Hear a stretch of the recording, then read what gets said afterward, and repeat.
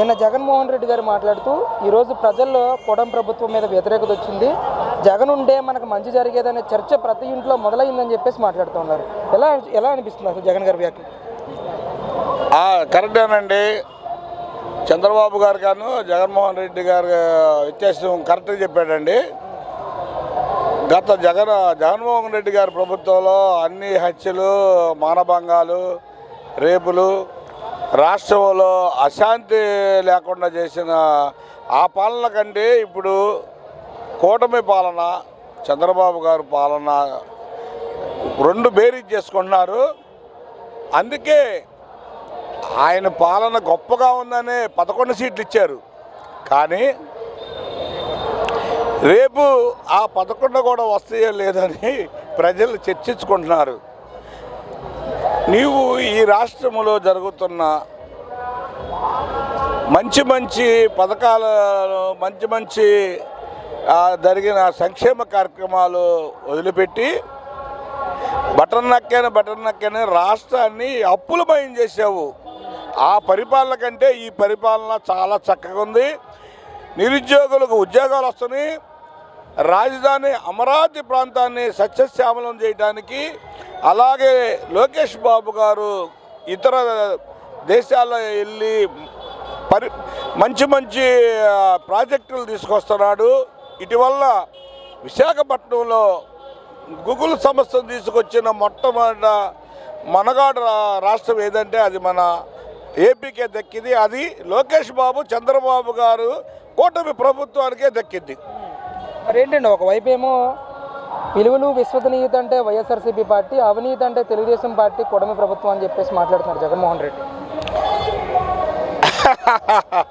అవినీతి గురించి జగన్మోహన్ రెడ్డి గారు మాట్లాడితేటండి, దాదాపు 1,00,000 కోట్లు తీసుకున్నాడని సిబిఐలు 16 నెలలు జైల్లో పెట్టి జైల్లో ఉండొచ్చిన ఆయన కూడా అవినీతి గురించి మాట్లాడితే ప్రజలు నవ్వుకుంటారండి.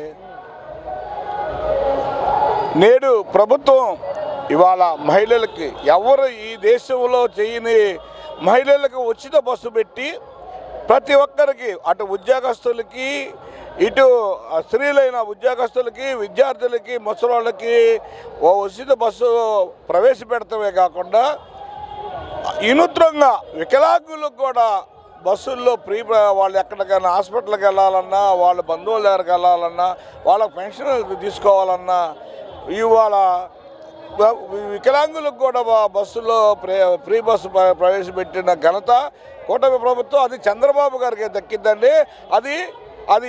అది యొక్క ఏదైనా మంచి ఈ రాష్ట్రంలో మంచి జరగాలంటే చంద్రబాబు గారే రావాలి, మళ్ళా చంద్రబాబు గారే వస్తాడండి. నారా లోకేష్ మార్క్ ఎలా ఉందండి ఏపీ రాష్ట్ర రాజకీయాల్లో? నారా లోకేష్ గారి పనితీరు కానీ, నారా లోకేష్ గారు చేస్తున్న కార్యక్రమాలు కానీ ఎలా ఉన్నాయి అసలు? లోకేష్ బాబు గారు మంగళగిరిలో మొట్టమొదట పోటీ చేసినప్పుడు సమయం చాలా చదువుకొని చిన్న వయసులో ఉన్నాడు. తను ఎక్కడైతే ఓడిపోయానో అక్కడే తిరిగి నేను గెలవాలని పట్టుదలతో 26 పథకాలు ప్రవేశపెట్టి పేద ప్రజల గృహాల్లోకి, వాళ్ళ ఇళ్లలోకి, వాళ్ళ హృదయాల్ని దోసుకొని 91,000 మెజార్టీతో గెలిచిన మనగాడు ఇవాళ రాష్ట్రంలో కాబోయే చంద్రబాబు గారు మేము తక్కువ చేయడం కాదు, కానీ ఈ రాష్ట్రంలో యువత కానీ ఉద్యోగాలు, ఉపాధి కల్పించాలంటే లోకేష్ బాబు గారు సీఎం కావాలని ప్రజలందరూ కోరుకుంటున్నారు. ముఖ్యంగా యువత, నిరుద్యోగులు కోరుకుంటున్నారండి. లోకేష్ గారికి సీఎం అయ్యే క్యాపబిలిటీ ఉందంటారా? ఏమండి, ఆయన యొక్క పరిపక్వత ఈ 2 సంవత్సరాల్లో తెలిసిందండి. ఇతర దేశాల వాళ్ళతో, రాయబారులతో కానీ, ఇతర కంపెనీలతో కానీ ఎంత చక్కగా మాట్లాడి ఆంధ్ర రాష్ట్రానికి ఎన్ని పెట్టుబడులు తెచ్చాడు. దాదాపు 1,00,000 కోట్ల రూపాయలు పెట్టుబడులు తీసుకొచ్చాడు. అలాగే అమరావతిని అభివృద్ధి చేస్తున్నాడు. ఎవరైనా మన ఈ రాష్ట్రం నుంచి ఇతర దేశాల్లోకి పోయి ఇబ్బందులు పడుతుంటే వాళ్ళు వెంటనే చర్య తీసుకొని వితిన్ 24 గంటల్లోనే సమస్య పరిష్కారం చేస్తున్నాడు. ఉదాహరణకు నీ తండ్రి గారు ఫ్రెండ్ అయిన కేవీపీ రామచంద్రరావుని గత 5 సంవత్సరాల్లో ఆలకించని నీ ప్రభుత్వం మిస్టర్ జగన్మోహన్ రెడ్డి గారు లోకేష్ గారు చెప్పిన వితిన్ సెకండ్లోనే 24 గంటలనే ఆయన సమస్య పరిష్కరించి ఒక మేధావి కేవీపీ రామచంద్రరావు గారి చేత అభినందనలు తెలియజేయాలి. ఆయన యొక్క ప్రశంసలు అందుకున్న వ్యక్తి మా లోకేష్ బాబు గారు. రాబోయే కాలంలో రారాజు మా లోకేష్ గారే. త్వరలో ఆయన ముఖ్యమంత్రిగా ఈ రాష్ట్రానికి రావాలని మాలాంటి ఎందరో కోరుకుంటున్నాము.